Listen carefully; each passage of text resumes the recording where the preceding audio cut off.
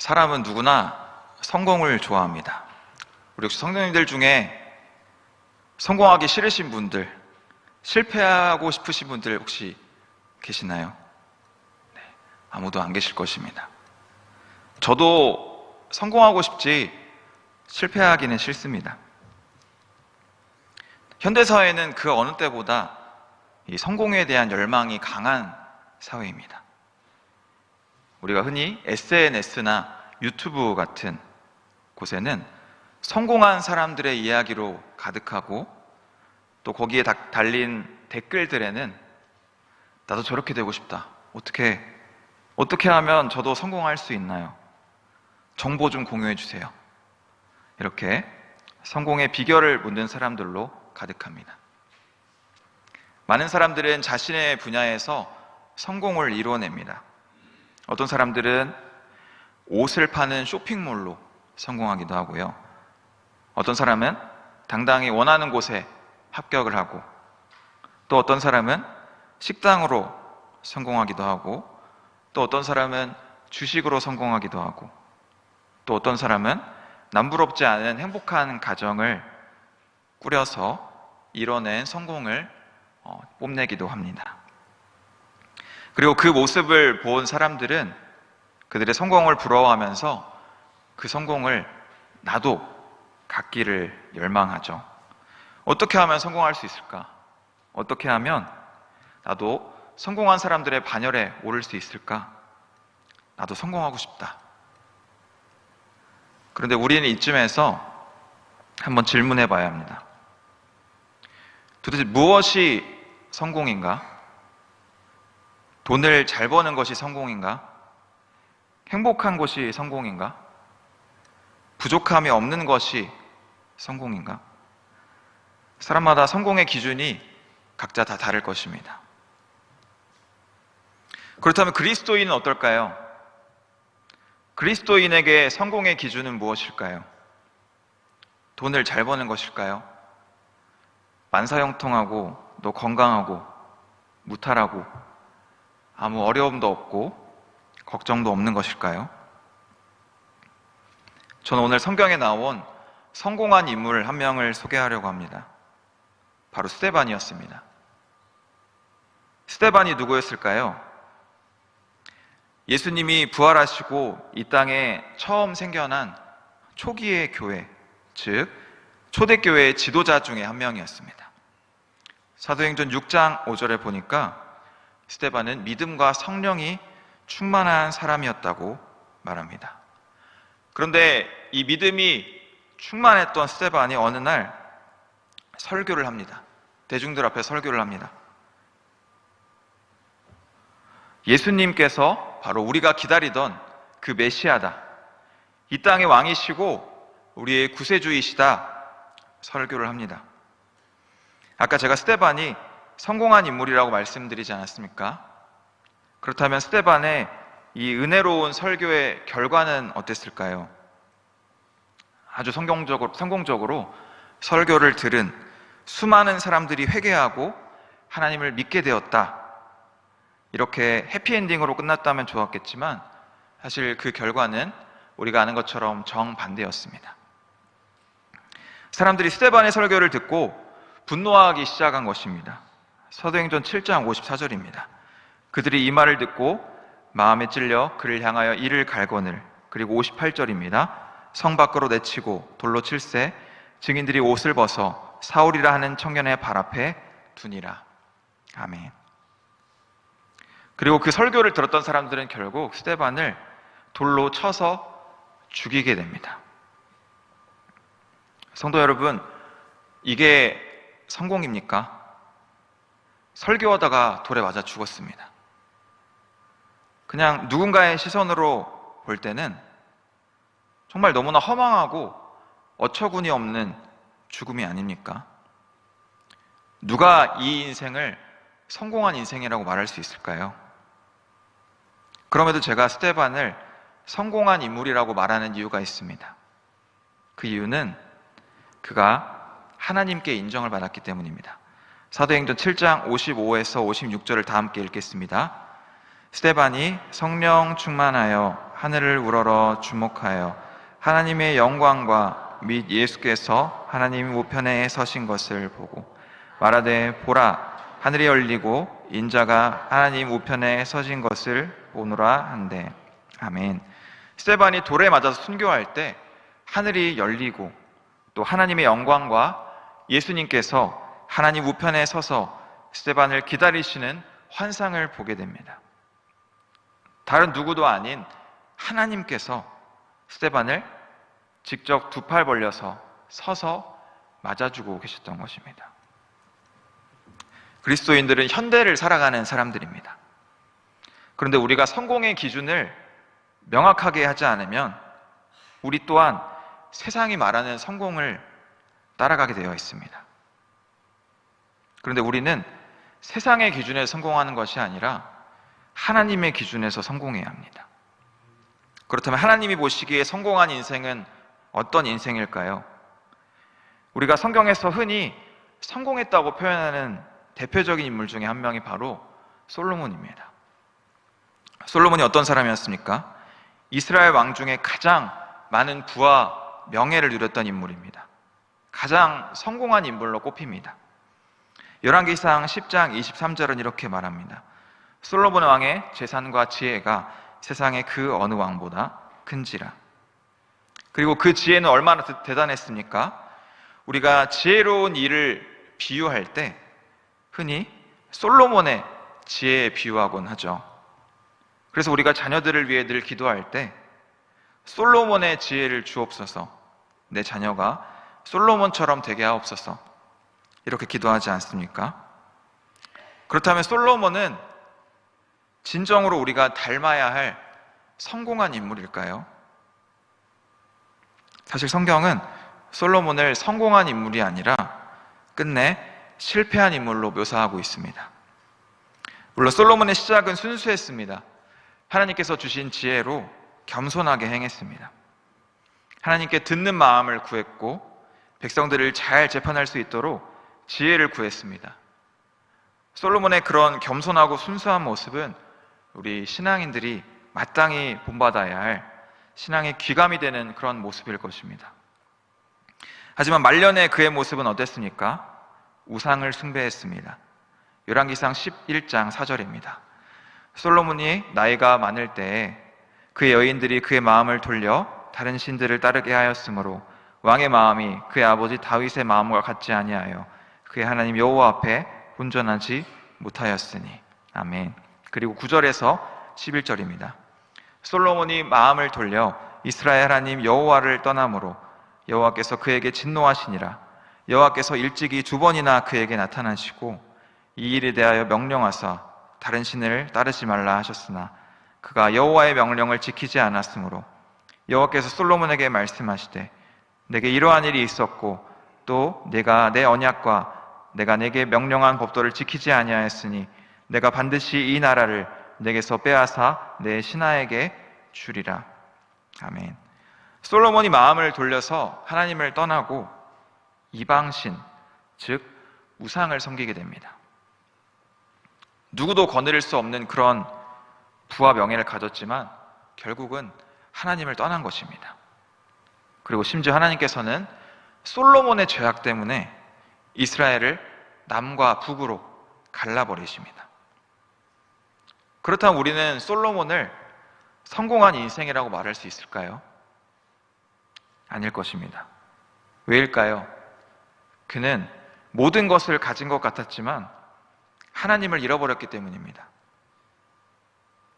요셉의 인생은 어땠을까요? 성경은 요셉을 성공한 인물이라고 표현하고 있습니다. 맞습니다. 요셉은 성공한 인물이었습니다. 그런데 그가 왜 성공한 인물이었을까요? 애굽의 총리가 되었기 때문일까요?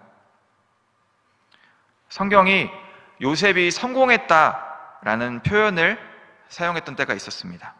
그 표현을 언제 사용했을까요? 요셉이 애굽의 총리가 되었을 때 요셉이 성공했다 표현했을까요? 아닙니다. 요셉이 애굽의 노예로 팔려갔을 때, 또 억울하게 감옥에 갇혔을 때였습니다. 창세기 39장 1절에서 2절입니다. 요셉이 이끌려 애굽에 내려가매 바로의 신하 친위대장 애굽 사람 보디발이 그를 그리로 데려간 이스마엘 사람의 손에서 요셉을 사니라. 여호와께서 요셉과 함께 하심으로 그가 형통한 자가 되어 그의 주인 애굽 사람의 집에 있으니. 아멘. 요셉이 형들에 의해서 애굽으로 팔려가서 보디발이라는 바로의 신하의 집에서 노예로 살게 됩니다. 그런데 2절은 이렇게 말합니다. 그가 형통한 자가 되었다. 이 형통이라는 단어가 히브리어로는 찰라흐라는 단어인데 영어로는 이 문장을 이렇게 번역합니다. He was a man successful. 해석하면 이렇습니다. 그는 성공한 사람이었다. 이렇게 어떻게 노예 생활을 하고 있는 사람에게 성공했다, 형통했다라는 말을 쓸 수가 있습니까? 그런데 이 말씀 조금 뒤에 또 이런 말씀이 나옵니다. 창세기 39장 23절입니다. 간수장은 그의 손에 맡긴 것을 무엇이든지 살펴보지 아니하였으니 이는 여호와께서 요셉과 함께 하심이라. 여호와께서 그를 범사에 형통하게 하셨더라. 아멘. 이번엔 요셉이 우리가 잘 아는 것처럼 보디발의 아내의 유혹을 피하다가 억울하게 감옥에 갇혀버립니다. 그런데 감옥에 갇힌 요셉을 성경은 이렇게 표현합니다. 여호와께서 그를 범사에 형통하게 하셨더라. 성경은 도대체 왜 억울하게 노예로 팔려가고 또 감옥에 갇힌 요셉이 형통하다고 말하고 있을까요? 그 이유가 방금 읽은 말씀 속에 나와 있습니다. 창세기 39장 2절입니다. 여호와께서 요셉과 함께 하심으로. 또 23절입니다. 여호와께서 요셉과 함께 하심이라. 성경은 왜 요셉이 형통하고 성공했다고 말하고 있을까요? 그가 먼 미래에 애굽, 즉 이집트의 총리가 될 운명이었기 때문이었을까요? 아닙니다. 성경은 명확합니다. 그가 하나님과 함께 했기 때문입니다. 요셉의 성공은 애굽의 총리가 되었던 것이 아니었습니다.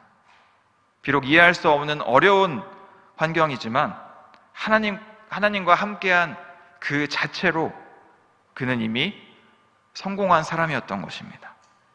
그렇습니다. 성경은 성공의 기준을 명확하게 말해주고 있습니다. 하나님과 함께하면 그것이 바로 성공입니다. 하나님을 붙잡으면 그 인생이 바로 성공한 인생입니다. 성경이 말하는 성공은 무언가를 이루고 성취하고 해내는 데에 있지 않습니다. 하나님과의 관계에 있는 것입니다. 나에게 어려움이 찾아옵니다. 그런데 나에게 찾아온 그 어려움 때문에 내가 하나님을 의지하고 하나님을 가까이 한다면, 내가 하나님과 동행한다면 그것은 성공입니다. 반대로 내가 많이 가지고 많은 것을 이루었습니다. 그런데 내가 가지고 이룬 그것들 때문에 내가 하나님을 놓치고 있다면 그것은 실패입니다. 우리는 성공의 기준을 다시 세워야 합니다. 성경이 말하는 성공은 세상이 말하는 성공과 같지 않습니다. 짐 엘리엇이라는 선교사님을 아시나요? 한 번쯤 들어보셨을 수 있을 것 같습니다. 이분은 젊은 시절 미국 휘튼 대학이라는 곳에서 수석을 할 만큼 미래가 촉망받는 그런 인재였습니다. 그런데 어느 날 그가 친구들과 함께 에콰도르에 아직 복음을 듣지 않은 아우카라는 부족을 전도하러 떠납니다. 그리고 먼 길을 가서 마침내 아우카 부족을 만나게 됩니다. 아우카 부족을 만난 그들은 어떻게 되었을까요? 주님의 이름으로 환영하고 축복합니다. 이렇게 했을까요? 부족을 만나자마자 그들이 찌른 창에 모두 찔려서 전부 죽게 됩니다. 당시 여러 신문에는 이 일을 두고 난리가 났습니다. 이게 무슨 낭비란 말인가? 이런 인재들이 이렇게 쓸데없이 죽다니 그것은 불필요한 낭비였다. 그들이 실패했다는 것입니다. 저렇게 미련하게 저런 부족들을 찾아가서 죽음을 자처하다니 그들이 미련했다라고 말하는 것입니다. 그렇다면 그들은 정말 실패한 것일까요? 정말 미련했던 것일까요? 그들의 죽음은 의미 없는 불필요한 죽음이었을까요? 그러면 이후에 이 짐 엘리엇과 친구들이 전도하려고 했던 그 아우카 부족은 어떻게 되었을까요? 사실 죽은 짐 엘리엇에게는 아내가 있었습니다. 그 이름은 바로 엘리자베스 엘리엇이었습니다. 그런데 이 엘리자베스 엘리엇은 남편이 죽은 지 2년 후에 어린 딸을 데리고 남편을 죽인 아우카 부족에게 다시 복음을 전하러 들어가게 됩니다. 아우카 부족은 그 모습을 보고 충격을 받았습니다. 아니, 우리가 남편을 죽였는데 저 사람들은 왜 다시 우리를 도우러 오는가? 도대체 복음이 뭐길래? 예수님이 누구시길래? 그렇게 그 사랑에 감격해서 아우카 부족 전체는 복음을 받아들였고, 짐 엘리엇을 창으로 찔러 죽였던 그 남성은 나중에 그 부족의 목회자가 되었습니다. 사랑하는 성도 여러분, 짐 엘리엇과 친구들, 그들의 죽음은 정말 실패였을까요? 아니었습니다. 그들의 죽음이 하늘의 미랄이 되어서 새 생명을 잉태했기 때문입니다. 세상의 눈으로 볼 때는 분명한 실패일 것입니다. 하지만 하나님의 눈으로 볼 때는 누구보다 성공한 사람이 바로 짐 엘리엇이었습니다. 그렇습니다. 우리는 성공과 실패의 기준을 바꿔야 합니다. 성경에 실패한 것처럼 보였으나 성공한 또 한 분이 계셨습니다. 바로 예수님이십니다. 예수님은 어떤 삶을 사셨습니까? 우리 모두를 위해 십자가를 지시고 스스로 제물이 되어서 처형당하셨습니다. 사람들은 예수님을 어떻게 생각했을까요? 실패한 사람이다. 헛된 죽음이다. 스스로 메시아라고 하더니 결국 아무것도 못하고 비참하게 죽지 않았느냐 말하는 사람들도 있었습니다. 하지만 그것이 실패였습니까? 결코 아닙니다. 주님께서는 사망 권세를 이기시고 부활하셨습니다. 하나님께서 아들 예수님을 인정해 주셨고 높여주셨습니다. 예수님의 죽음은 성공이었습니다. 사랑하는 성도 여러분, 우리는 성공의 기준을 어디에 두고 있습니까? 혹시 세상이 말하는 그런 성공의 기준에 두고 있지는 않습니까? 남들이 말하는 성공, 남들 보기에 제법 갖춰진 모습, 남부러울 것 없는 상태, 그것을 성공이라고 믿고 말하고 있지는 않습니까? 그리고 그 성공에 나를 맞춰서 내 시간과 물질과 또 생각과 온 마음을 쏟아붓고 있지는 않습니까? 하나님이 아닌 다른 것에 내 전부를 투자하고 있지는 않습니까? 우리는 성공의 기준을 바꿔야 합니다. 세상에서 성공하는 것이 아니라 하나님 안에서 성공해야 합니다. 오늘 성경은 우리에게 참된 성공에 대해서 말해주고 있습니다. 그리스도인에게 성공은 사람들에게 인정받고 이 땅에서 잘 되는 것이 아닙니다. 부족한 것이 없고 만사형통하고 아무 걱정이 없는 상태도 아닙니다. 내가 가진 것 없고 내가 하는 일이 내 뜻대로 되지 않아도, 때로 내가 가난해도 부족하더라도 내가 하나님을 붙잡고 있다면 그 자체로 우리는 이미 성공한 것입니다. 어려움 때문에 하나님께 기도하고 있다면, 내 아픔 때문에 하나님을 찾고 있다면 그것이 성공인 것입니다. 오늘 실패 속에 있다고 생각하시는 성도님들이 계실지도 모르겠습니다.